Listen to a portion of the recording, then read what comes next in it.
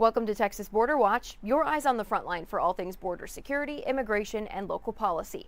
I'm Jordan Elder. Miles of shipping containers and razor wire have been lining the Rio Grande for years, but now a state representative in Eagle Pass says it's time to get rid of it. Representative Eddie Morales, who is a Democrat, says all of these measures are outdated and unnecessary at this point. We've shown you how significantly crossings have dropped in that area, but Morales says this actually stemmed from a roadblock city officials faced. Eagle Pass and TxDOT engineers were trying to inspect the international bridge, but they struggled to get to the pillars because of overgrown foliage and all of that wire. Luckily, the fire department helped take them to the pillar by boat so they could still do their work, but Morales said this started a larger conversation. He asked the governor in this letter to start returning Eagle Pass and Shelby Park to the way it used to be. He says there's a balance to be struck between border security and a sense of normalcy for his community. Now, keep in mind, Morales did vote for Operation Lone Star when it began because this area was such a hot spot for illegal crossings. Texas officials have said in the past that they can't let up on the border because it would signal to migrants that it's okay to cross. In the past few months, though, Texas operations have largely shifted toward assisting federal agents with immigration issues. So again, that letter was to the governor's office. I also reached out to Governor Abbott's office to see if removing the razor wire and the shipping containers might be a possibility. In short, their answer was no. So the long form of their answer, though, is this. They said Texas deployed every tool and strategy available to stop the unprecedented levels of illegal immigration under former President Biden, including hundreds of miles of strategic barriers. Thanks to these strategies and President Trump's strong, decisive leadership to close the border, illegal crossings are at a record low. Texas will not relent in this mission to secure the border and protect Texans and Americans. So that will not relent is what is signaling that these measures are going to stay up, and it's going to look the same for now. Several members of the U.S. Coast Guard are being surged to the southern border, and this new operation is being referred to as Operation Riverwall. So we want to give you an inside look into what this is going to mean. Back in January, President Trump declared a national emergency at the border. His administration followed up in March, forming Joint Task Force Southern Border. That allowed troops under the Department of War to support Homeland Security's border mission. So under Operation Riverwall, the agency is going to send in more than 100 boats and hundreds of personnel, including shallow watercraft, tactical teams, and command and control assets. The Coast Guard says the goal is to stop drugs and deter illegal crossings along a 260-mile stretch of the river that forms part of the U.S. border. Officials aren't saying exactly how many people or how many resources are involved, citing operational security concerns. The Coast Guard held a press conference about this to answer some of the questions, so we want to show you a piece of that. The Coast Guard launched Operation Riverwall and mobilized additional assets to secure and defend the U.S. border from illegal immigration and illicit activities along the 260 miles of the Rio Grande Valley. We are working collaboratively with our federal, state, and local partner agencies by leveraging our unique authorities and capabilities to control our border. The threat out here is evolving, and it's always changing. Our adversaries are using new techniques, new procedures, new technology.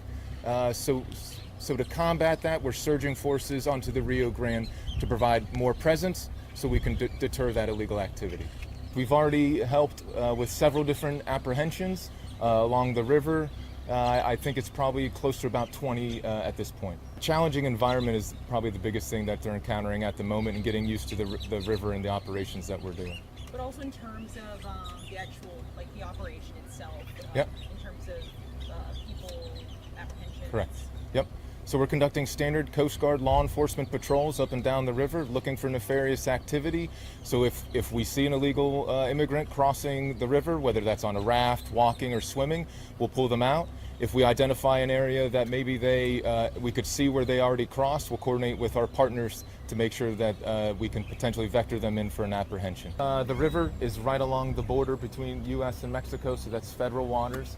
So our inherent Title 14 law enforcement authorities allow us to enforce U.S. laws and treaties along the water. So if we see someone crossing the river, that is obviously an illegal crossing into the United States, so that gives us the authority to apprehend them. As for the 20-ish folks that we have apprehended since we've been here, we've worked with our Border Patrol partners to make sure that we detain and apprehend them and make sure that they are taken into custody. You might remember from a couple weeks ago, we actually took you out on the Rio Grande with Border Patrol to show you how airboats and those kinds of operations help along the border. Border Patrol says that watercraft and things like that are crucial when it comes to the overall mission. What is that resource like for your team to be able to have something like that, to be able to deploy immediately if there's something going on the Rio Grande? No, it's absolutely important, and you called it on the airboat. As far as this is very unique to Del Rio sector and some of the sectors downriver where the shallow waters. The only way we're able to navigate these waters is through the use of an airboat, and it's very important because we want to prevent and deter those illegal entries.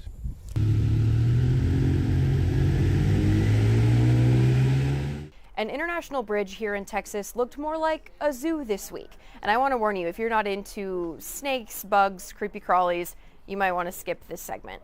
So this picture is from U.S. Customs and Border Protection, and in all of these containers, there are over 160 living reptiles and bug species. This was at the Ansel Duas International Bridge in Texas. They caught a driver that was trying to transport all of these animals into Mexico. It was a silver Toyota truck. The vehicle was selected for further inspection because when you cross back and forth on the border, sometimes your vehicle gets pulled. They'll do the x-ray, they'll look through it specifically for this reason. They want to make sure you're not bringing anything back and forth that you're not supposed to. In this case, this person was. The physical inspection led to the discovery of 163 reptiles and arthropods. So I want to give you an example of just some of the things that were in all of these containers. These are not CBP photos. These are just example photos to show you what all was in there. But again, if you don't like snakes and bugs, you're going to want to look away for this. Okay, there were 24 royal pythons, 11 spotted salamanders, 10 red-eyed tree frogs, and we're checking with Border Patrol because in their release they said there were 10 sick red-eyed tree frogs.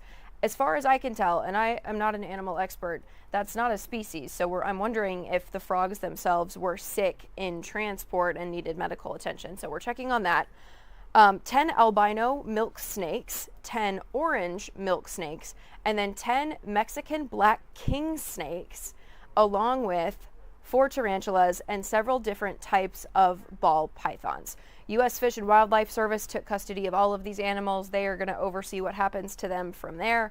But quite a scare, I'm sure, for the border officials that went through and found all of this in a silver truck.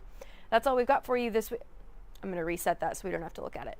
Anyway, that's all for this week's Texas Border Watch. We will be back next week. And if you want to watch any of our other episodes, we've got a playlist on YouTube for you to look back through. We will see you back here next week.